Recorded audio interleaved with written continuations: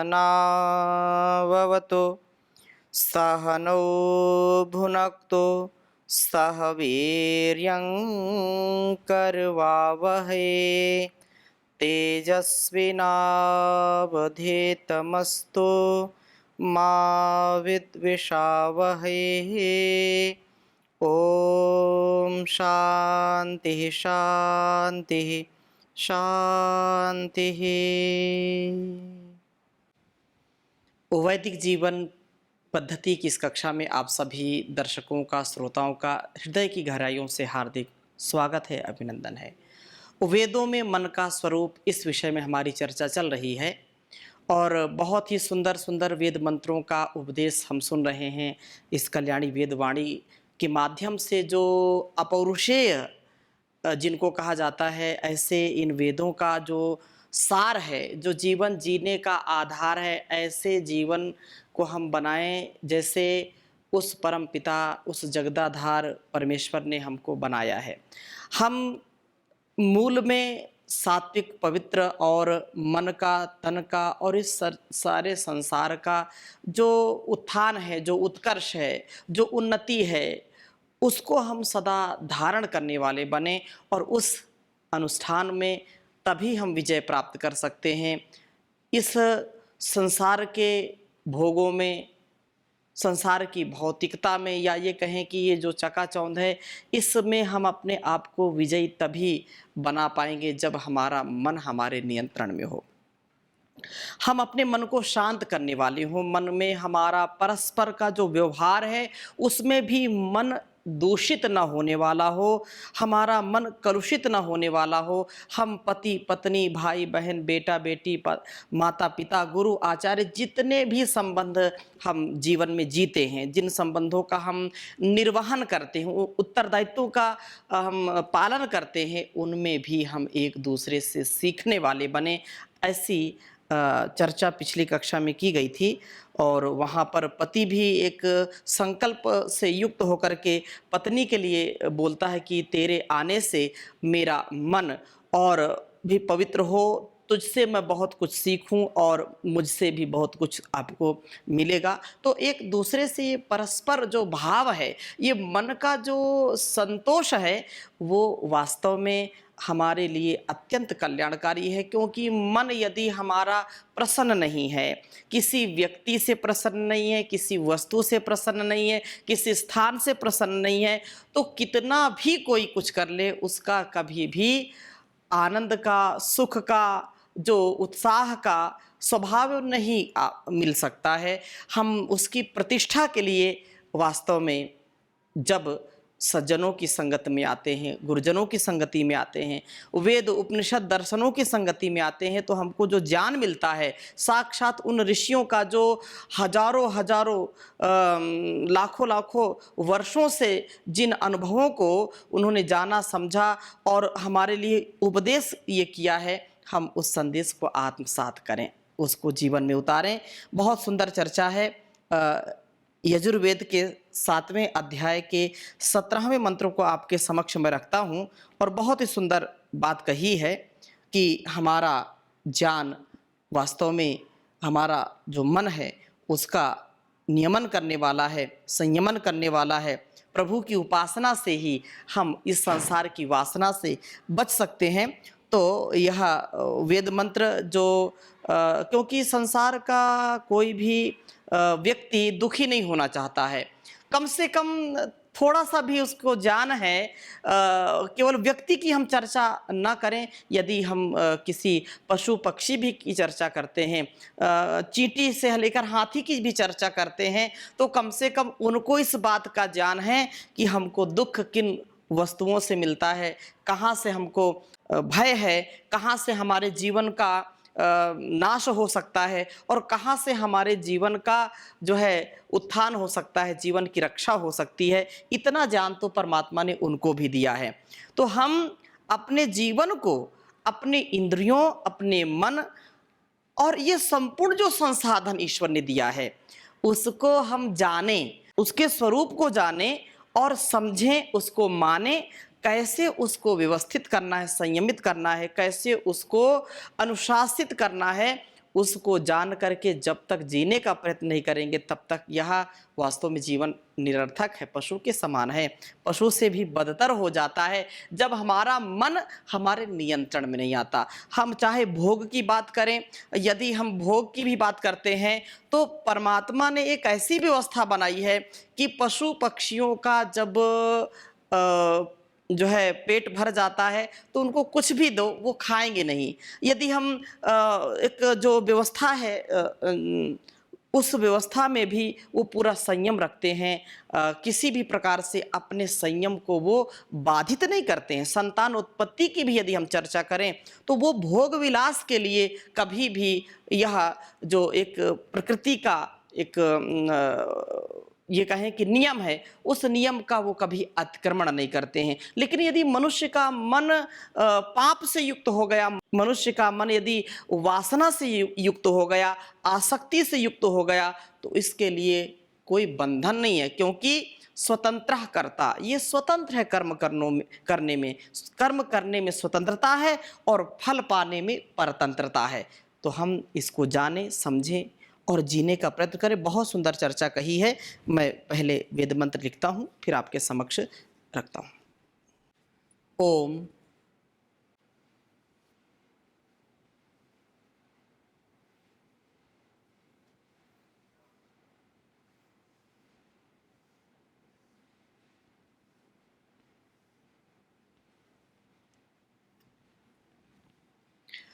मनो न येषु हवनेषु तिग्मम्।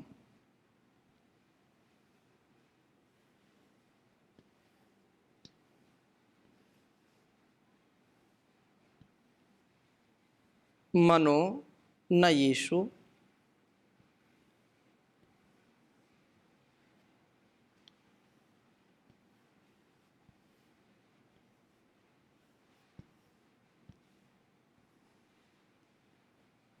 मनो न येषु हवनेषु तिग्मम्।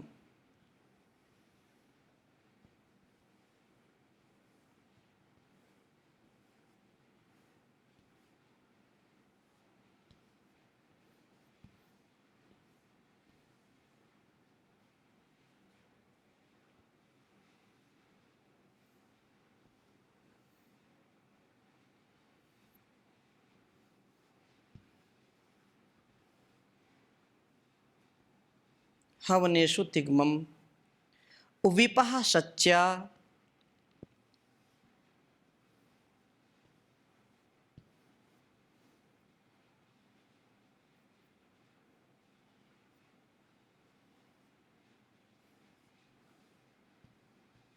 विपः सच्या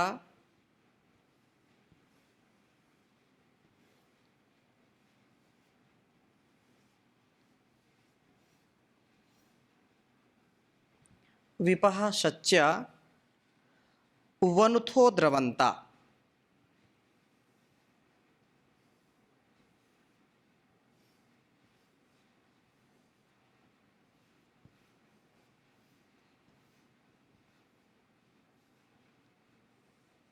वनुथो द्रवन्ता।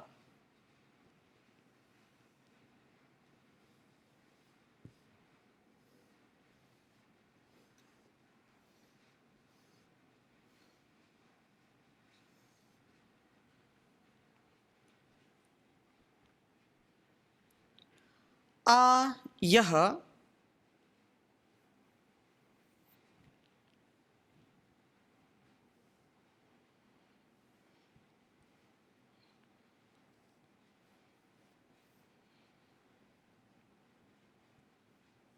आ यह शर्याभिस्तुविर्निम्नो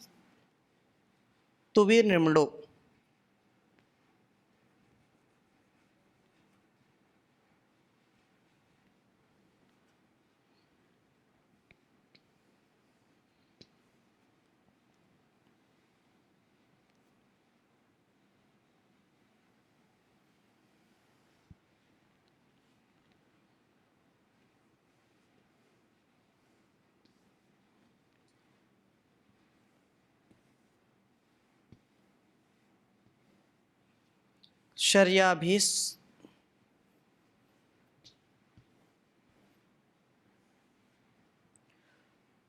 तुवि निम्नो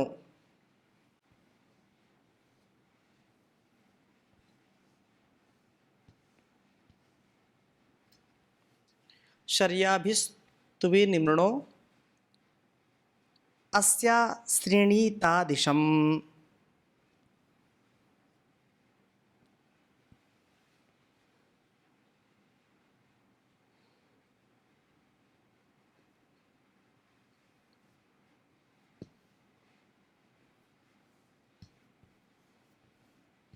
अस्या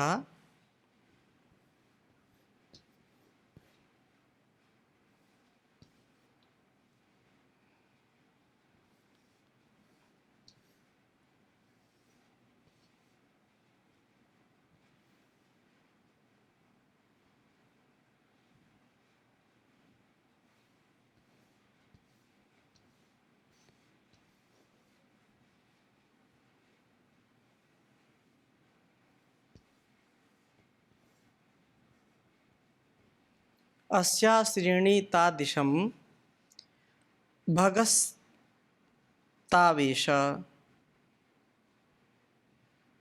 गभस्तावेश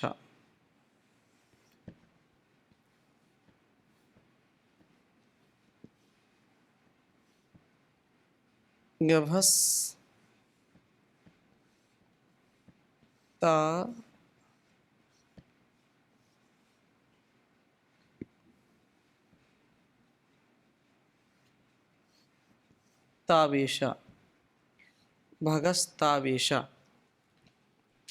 गभस्तावेश ते योनिः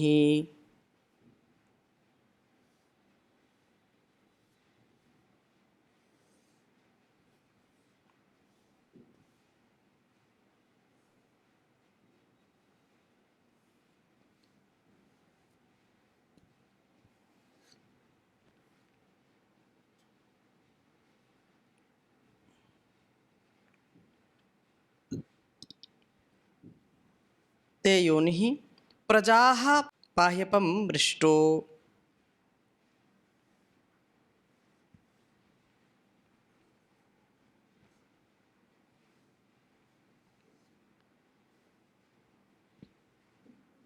प्रजाः पाह्यपमृष्टो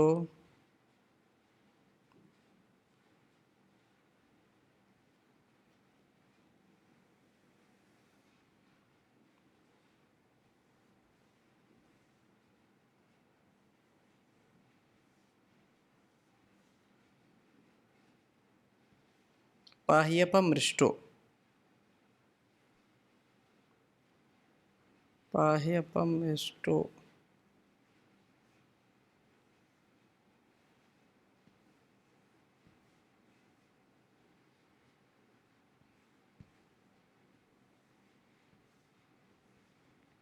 पाह्यपमृष्टो मर्को देवास्त्वा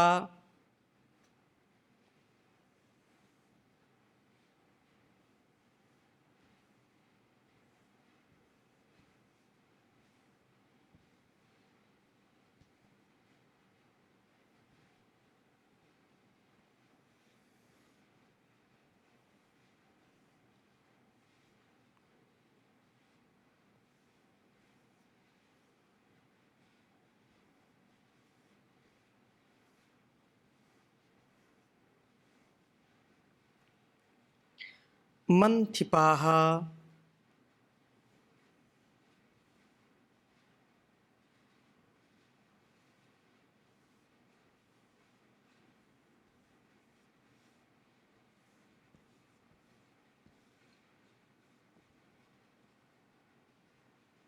मंथिपाः प्रणयन्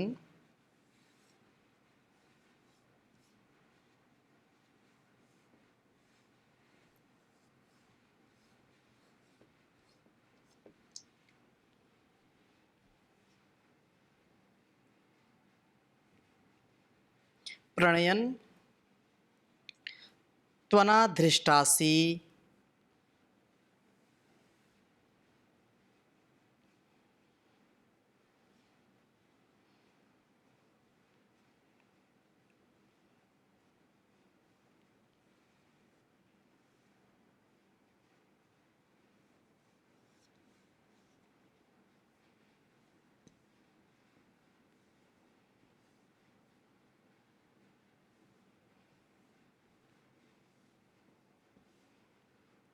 त्वनाधृष्टासि।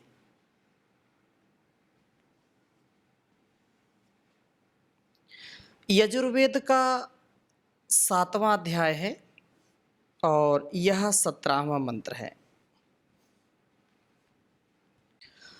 ओम मनोनयेषु हवनेषु तिग्मं विपः सच्चावनुथो द्रवन्ता आयः शर्याभिस्तु विनिमृणो अस्या श्रीणीतादिशं गभस्तावेशा ते योनिः प्रजाः पाह्यवं पृष्ठो मर्को देवस्त्वा मंथिपाः प्रणयनस्त्वानाधृष्टासि।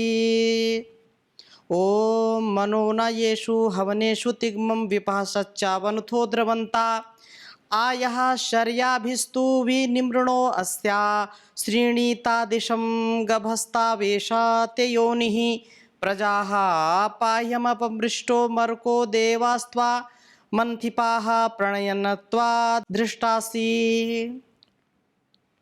बहुत ही सुंदर बात कही इस वेद मंत्र में। कहा कि जो मेधावी पुरुष हैं, पहले जो भूमिका आ रही है शक्ति व शांति का समन्वय, तो इसके पहले वाले वेद मंत्र में यह संदेश दिया कि वास्तव में जो मेधावी पुरुष ज्ञान को अपना आच्छादन बनाता है, यह अपने जीवन में शांति शक्ति का मिश्रण करता है। ज्ञानी इसे प्रेम से ज्ञान प्राप्त कराते हैं और यह गतिशील बनकर के प्रभु का उपासक बनता है। और प्रभु का जो उपासक होगा वो यम नियम आसन प्राणायाम प्रत्याहार धारणा ध्यान समाधि जो भी यम नियम है उनका पालन करने में वह अत्यंत उत्साह के साथ आगे बढ़ता है, उनका पालन करता है और इसी प्रकार से फिर वह आगे की यात्रा को पूर्ण कर लेता है। फिर उस उपासना से अर्थात प्रभु की उपासना से जो वेन अपने जीवन को अत्यंत सुंदर बनाने का निश्चय करता है। इन प्रभु उपासनाओं से होता क्या है? यदि कोई प्रश्न करे कि प्रभु की उपासना से मिलेगा क्या, क्योंकि आज संसार में यह प्रश्न सबसे बड़ा है, हम यह कार्य करें इसका लाभ क्या होगा, इससे मिलेगा क्या? लाभ हानि का जो है ध्यान रखते हुए जब तक जो है स्वार्थ या कुछ अपना जिसमें हित ना हो तो उसमें कहते हैं कि कोई मंद बुद्धि वाला व्यक्ति भी उसमें प्रवृत्त नहीं होता है। बिना हित के, बिना उसके लाभ के या उससे हमको जो है कितना उससे हमारा हित होने वाला है उसको जब तक हम नहीं जानेंगे तब तक उधर हम प्रवृत्त ही नहीं होते हैं। तो इस दृष्टि से कहा कि वास्तव में प्रभु की उपासनाओं से लाभ क्या है, तो इस प्रस्तुत मंत्र में इस बात का बहुत सुंदर वर्णन किया है कि प्रभु की उपासना से मिलता क्या है। ऐसे किसी ने महर्षि देवदयानंद से प्रश्न किया कि आप प्रभु की जो है उस ईश्वर की स्तुति प्रार्थना उपासना की बात करते हैं, साधना की बात करते हैं, लेकिन इससे लाभ क्या है? क्योंकि एक और आप ये भी कहते हैं कि जो बहुत ही सात्विक ढंग से कर्म करता है, कर्म का जो मर्म समझ करके उसका जो है अनुष्ठान करता है उसका फल मिलता है उसको। जब जो जैसा कर्म करेगा वैसा फल उसको मिलेगा, तो इसमें ईश्वर की भक्ति क्यों करना? क्योंकि कर्म तो करेगा, वो अपना कर्म करता रहे कि भाई किसी की हिंसा ना करे, सत्य बोले, अपने कर्म को ईमानदारी से करे, तो फिर ईश्वर की भक्ति का मतलब क्या है? उसकी स्तुति हम करें, प्रार्थना करें, उपासना करें, क्यों करें? लाभ क्या है इसका? तो महर्षि देवदयानंद कहते हैं कि जो साधक होता है, जो उपासक होता है, जब वह ईश्वर की उपासना करता है तो उसको यदि जो है पहाड़ जैसा कष्ट भी उसके सामने आ जाए, विकट संकट उसके सामने आ जाए, तो जो प्रभु की उपासना करता है, जो भक्त होता है, वह कभी भी उस विकट संकट से घबराता नहीं है, उस विकट संकट को बहुत ही सरलता से पार कर जाता है। यह ईश्वर की भक्ति का, उसकी उपासना का लाभ है। उन्होंने तो ऐसा कहा, और भी बहुत सारी चर्चाएं हैं। तो यहाँ पर इस वेद मंत्र में क्या बात कही है कि जो प्रभु की उपासना करता है, वास्तव में वह येषु हवनेषु, जिन प्रभु के पुकारने के समयों पर अथवा प्रभु के प्रति अपना अर्पण करने के अवसरों पर विपहा, मेधावी जो पति पत्नी, वो जो है मन, अपने मन को, जो मन ना तिग्मम, तेज नहीं है, अर्थात जो मन शांत है, उसे सच्चा प्रज्ञापूर्वक द्रवंता गति करते हुए जो है वनुथा जीतते हैं। उपासना से मन शांत होता है। कितनी सुंदर बात कही, उपासना करने से हमारा मन शांत होता है, क्योंकि मन तो बड़ा चंचल है। मन को नियंत्रण में करना ये बहुत कठिन काम है, ये सबके नियंत्रण में आ नहीं सकता है। इसलिए यह बहुत सुंदर बात कही कि जो प्रभु की उपासना करता है उसका मन शांत होता है, उसका मन एकाग्र होता है, उसका मन चंचल नहीं होता है। और उपासना करने वाला व्यक्ति जो मनुष्य है, सब क्रियाओं को बुद्धिमत्ता पूर्वक करता है। वनुथः जो जीतने वाला है और जो वास्तव में मन को पूर्ण रूप से जीत लेता है, यह मनोविजेता है। यह जो आश्चर्या भी श्री हिंसायाम, सब बुराइयों की हिंसा करता है, सब बुराइयों से बचता है। वास्तव में यह अपने अंदर की बुराइयों को जीत लेता है, बुराइयों से दूर हो जाता है। यह सब बुराइयों को हिंसित करता है। तो भी निम्नः महान बल वाला अस्या, इसकी गभस्तौ जान किरणों में आदिशम, दिशायाम, दिशायाम अर्थात प्रत्येक दिशा में आश्रेणीत, अपने को परिपक्व करो। जिसने स्वयं मन को जीता है, उसके अनुभवों से वास्तव में पूर्ण लाभ लेते हुए अन्य लोगों को भी अपनी शक्तियों का परिपाक करें, उनसे भी ज्ञान सीखें, उनसे भी बहुत कुछ सीखें और उनके अनुभवों से पूर्ण लाभ लें। जिस जो है एषः ते योनि, हे सोम, जिस तेरी रक्षा पर ही सब उन्नतियां निर्भर हैं, उस तेरा यह शरीर ही वास्तव में घर है। इस शरीर में ही व्यापक होकर तूने रहना है, तुझको इसी में रहना है। शरीर में रह कर के प्रजा पाही, सब प्रजाओं का तू पालन कर। तेरे निवास से ही यह मरकह शरीर अपमृष्टः, बुराइयों के सुदूर विध्वंसक जो विचार हैं, जो विध्वंसक हमारे अंदर चीज़ें हैं, वो दूर हो जाएं और उनको शुद्ध करना है। इसलिए मन थिपाहा, सोम की रक्षा करने वाले देवाह, देवत्वा तुझे प्रणयंतु, शरीर में विशेष रूप से उनको प्राप्त कराएं। हे शुक्र शक्ते, तू अनाधृष्टः असि, जो अपराजय है, तेरे होने पर शरीर में किसी प्रकार का रोग का आक्रमण नहीं होता। जब व्यक्ति का मन पवित्र होता है, वो जब काम वासना से, भोग आसक्ति से ऊपर उठा होता है, तो उसका जीवन ब्रह्मचर्य से युक्त होता है। और वह अंतिम धातु को जब व्यवस्थित रखता है, पूरे शरीर में उसका संचार होता है, तो व्यक्ति का जीवन देदीप्यमान हो जाता है। उसका कृतित्व, उसका व्यक्तित्व, उसका नेतृत्व विशाल हो जाता है। वो नर से नारायण बनने का सामर्थ्य रखता है, वामन से विराट हो जाने का सामर्थ्य रखता है। वह निसंदेह अपने जीवन को दिव्य बना करके इस जगत को भी दिव्य बनाने का महान कार्य करता है। तो हम मन को नियंत्रण में करें, मन को जीतने वाले हों। मन की जब नियंत्रण की स्थिति होती है, तो व्यक्ति का जीवन धन्य हो जाता है, सुख, शांति, आनंद की प्राप्ति होती है। इन्हीं शुभकामनाओं के साथ आज की कक्षा को यहीं पर विराम देंगे। शेष चर्चा अगले मंत्र के साथ करेंगे। ओम शांति शांति शांति।